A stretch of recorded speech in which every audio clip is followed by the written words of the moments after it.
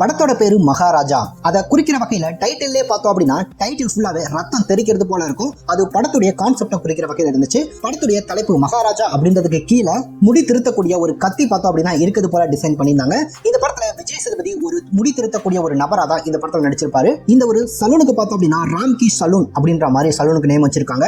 அது மட்டும் இல்ல ராம்கி அவருடைய போட்டோவும் வச்சிருக்கிறது போலவே காட்டியிருப்பாங்க. 90களில் ராம்கி அப்படின்ற நடிகர் ரொம்பவே பிரபலமான நடிகர். அதனால கூட அந்த நேமையும் அந்த போட்டோவையும் இந்த ஒரு சலூன் கடை அவங்க வச்சிருக்கலாம். இந்த சீன்ல மகாராஜா விஜய் சேதுபதி கேரக்டர் அந்த ஒரு பொம்மையை வாங்கி கையில வச்சிருப்பாரு. அந்த பொம்மையை பார்த்தோம் அப்படின்னா தாயும் சேயும் சேர்ந்து இருக்கிறது போல அந்த பொம்மை இருக்கும். அதை கையில வச்சிருப்பாரு. அதே மாதிரிதான் எதிர்த்த வீட்டுல பார்த்தோம் அப்படின்னா இவருடைய ஒய்ஃபும் குழந்தையும் இருப்பாங்க. இந்த பொம்மை எப்படி இருக்கும் அதே போல தாயுடைய மடியில குழந்தை படுத்திருக்கிறது போலதான் லைவா இருக்கும். அதே போலதான் இவர் பொம்மையும் கையில வச்சிருப்பாரு. அந்த பொம்மை கீழே விழுந்து உடையும். அந்த நேரம் பார்த்தோம் அப்படின்னா எதிரில இவங்க ஒய்ஃபுக்கும் இவங்களுடைய குழந்தைக்கும் ஆக்சிடென்ட் ஆகி அந்த இடத்துல பார்த்தோம் அப்படின்னா அவங்க 2 பேருமே இறந்து போயிருவாங்க. தாயும் சேயும் உயிருக்கு போராடி அந்த இடத்துல இறந்தது போல காட்டியிருப்பாங்க.